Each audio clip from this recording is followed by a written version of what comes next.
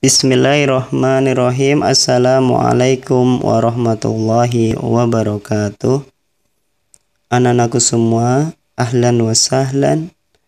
Kaifa halukum? Sabahul khair. Alhamdulillahirabbil alamin. Pada hari ini kita masih diberi kesehatan, diberi kesempatan untuk belajar bersama. Oleh karena itu, kita harus senantiasa bersyukur kehadirat Allah Subhanahu wa Ta'ala dengan cara menjalankan ibadah dan melaksanakan perintahnya dan menjauhi segala larangan-larangan Allah Subhanahu wa Ta'ala. Anak-anakku semua, di sini Ustadz akan menyampaikan materi tentang pemugaran Ka'bah. Pelajaran tarikh pada hari ini materinya tentang pemugaran Ka'bah. Kondisi Ka'bah yang sudah mulai rapuh, ya, semakin parah kerusakannya diakibatkan banjir. Nah, pada waktu itu usia Nabi Muhammad SAW adalah 35 tahun. Orang-orang Quraisy bermaksud ingin merenovasi Ka'bah, kemudian memberinya sebuah atap. Orang-orang Quraisy sangat bersepakat agar dana yang digunakan untuk merenovasi atau membangun Ka'bah itu berasal dari harta yang halal dan tidak bercampur dengan harta yang haram walaupun sedikit. Sebenarnya mereka itu khawatir, ya, ketika hendak merenovasi Ka'bah. Karena apa? Takut terjadi musibah. Karena Ka'bah tersebut adalah rumah Allah yang sangat dimuliakan. Akan tetapi ada seseorang yang memberanikan diri, yaitu Walid bin Mughirah. Memberanikan diri untuk apa? Mengawali pembongkaran. Karena tujuan Walid bin Mughirah dan semua orang Quraisy adalah baik, sehingga Walid bin Mughirah memberanikan diri untuk mengawali pembongkaran. Kemudian setelah itu diikuti oleh orang-orang Quraisy. Bagi masyarakat Quraisy, membangun Ka'bah atau merenovasi Ka'bah itu merupakan suatu kebanggaan sendiri. Ya.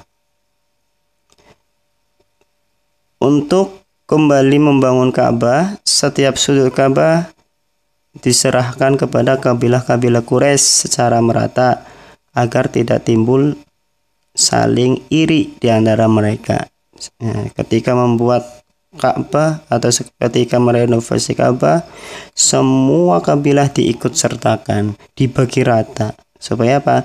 Tidak ada saling kecemburuan sosial. Ketika pembangunan Ka'bah hampir selesai, muncul perselisihan di antara mereka tentang siapa yang berhak meletakkan Hajar Aswad di tempat semula. Perselisihan tersebut berlangsung selama 4 hari tanpa ada jalan keluarnya. Bahkan semakin meruncing hingga hampir menjurus kepada pertumpahan darah. Pada saat itu, Abu Umayyah bin Mughirah, beda ya. Yang pertama, Walid bin Mughirah ini adalah seseorang yang memberanikan diri, ya, untuk membangun atau merenovasi Ka'bah. Orang yang pertama kali. Kalau Abu Umayyah bin Mughirah, Umayyah bin Mughirah ini orang yang mengusulkan jalan keluar dari perselisihan, ya, dari perselisihan perletakan Hajar Aswad. Ini adalah Abu Umayyah bin Mughirah. Usulannya apa? Usulannya adalah bagaimana kalau urusan ini kita serahkan kepada orang yang pertama kali memasuki Ka'bah besok pagi melalui pintu sofa. Jadi usulannya yang meletakkan Hajar Aswad itu adalah orang yang pertama kali masuk ke Ka'bah, ya, lewat pintu sofa, ya. keesokan harinya ternyata orang yang pertama kali memasuki Ka'bah melalui pintu Shafa adalah Nabi Muhammad Shallallahu Alaihi Wasallam. Orang-orang Quraisy saling berbisik, inilah Al-Amin. Kemarin kita sudah belajar tentang sifat Nabi, yaitu Al-Amin. Apa artinya? Dapat dipercaya. Nah, Nabi Muhammad terkenal atau mendapat julukan Al-Amin. Para orang Quraisy sangat setuju, sangat ridho kepada Nabi Muhammad SAW yang meletakkan Hajar Aswad. Nabi Muhammad SAW segera mengambil sehelai kain dan meletakkan Hajar Aswad tepat di tengah-tengahnya. Tujuannya apa? Mengapa Nabi Muhammad mengambil kain, kemudian kalau Nabi Muhammad meletakkan batu Hajar Aswad atau Hajar Aswad di tengah-tengah kain itu?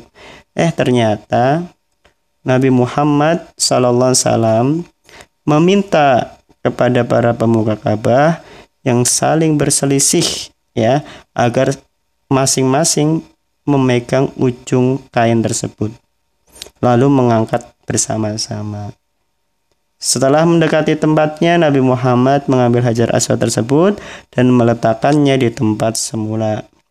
Dengan demikian, Hajar Aswad dapat kembali pada tempat semula tanpa ada pertumpahan darah di antara mereka. Mereka sangat puas. Semua ini berkat apa? Berkat kearifan, kebijaksanaan, kecerdasan Nabi Muhammad SAW yang dikaruniai ilmu, yang dikaruniai akhlak dari Allah Subhanahu wa Ta'ala. Ini adalah cara Nabi Muhammad untuk mempersatukan umat, untuk mendamaikan rakyat yang saling berselisih. Mungkin untuk pertemuan hari ini kita belajar tentang pemugaran Ka'bah atau perenovasian Ka'bah. Selanjutnya anak-anakku semua, kalian kerjakan halaman 57. Kalian pelajari kalian lihat